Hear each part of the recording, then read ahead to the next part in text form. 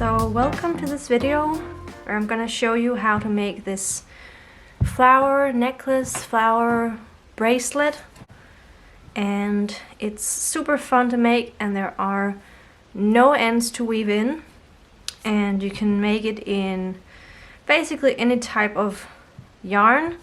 I would prefer to use cotton or silk or any sort of natural fibers.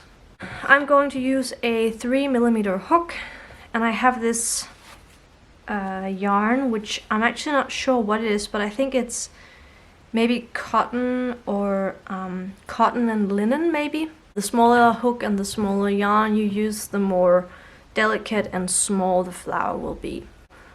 This is what we're gonna use to tie the bracelet or tie the necklace. So just start with a long piece of yarn end, and then you can see afterwards if it's too long, just cut some of it off. Start off by making 4 chains. And then into the first chain we make a slip stitch. And now we have a very small circle with the hole being right there. I hope you can see it. And now you're going to make 3 chains. 1, 2, 3. And then you're going to go into the hole with your hook. So right there, and make a slip stitch.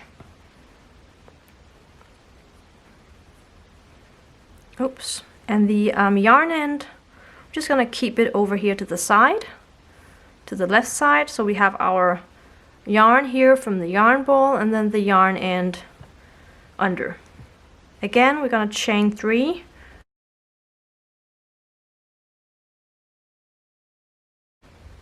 And then into the hole again, a slip stitch. And again, 3 chains. Into the hole, 1 slip stitch. So now we have 3 of these flower petals or whatever you want to call it. And we have the yarn for our yarn ball here, and we have the yarn end here. So now we're gonna take the yarn end to the other side. So the yarn end is over here, and that way we move across the yarn end over to the other side so that we crochet on each side of the ring. And again, oops, 1, 2, 3 into the hole, 1 slip stitch, 1, 2, 3 into the hole, slip stitch, and 1, 2, 3. This flower is a little bit more hold than the other one, and I think it's because the yarn is a little bit thinner. But I mean, you could just make the chains in the beginning a little bit tighter. Now we're gonna move over to the next flower, and I'm going to make 1,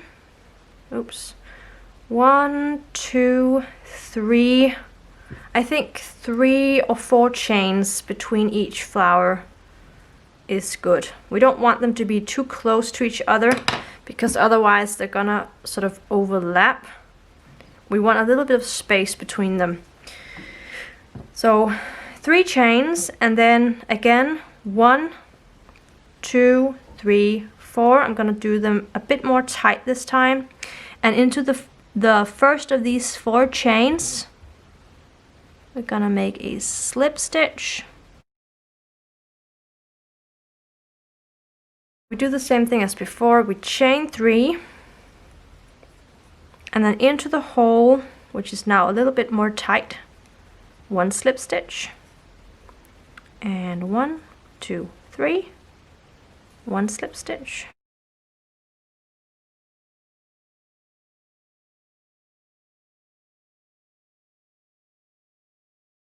And once again we're gonna move to the other side of the ring. So we're gonna sort of turn our work over so that the yarn end is over here. And then again, 1, tight, 2, 3, into the hole, slip stitch, and 1, 2, 3, into the hole, slip stitch, 1, 2, 3, and into the hole, slip stitch. So now we are back here with the yarn end over here and our yarn ball here, and that way, as you can see, we alternate between having the yarn end here and having it over here. Maybe I'm gonna do a flower like this one. So we have a sort of a big flower and then a small and a big. So I'm gonna make them not too tight. 1, 2, 3, 4. Into the first of the 4 chains, slip stitch. And we hold the flowers over here. 1, 2, 3. Into the hole.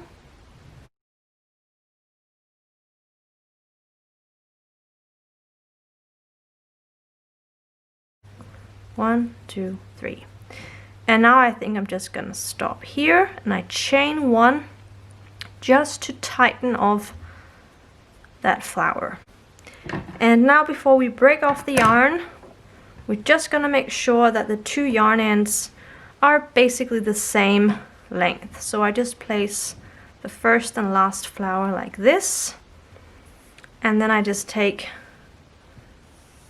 the yarn like this, break it off,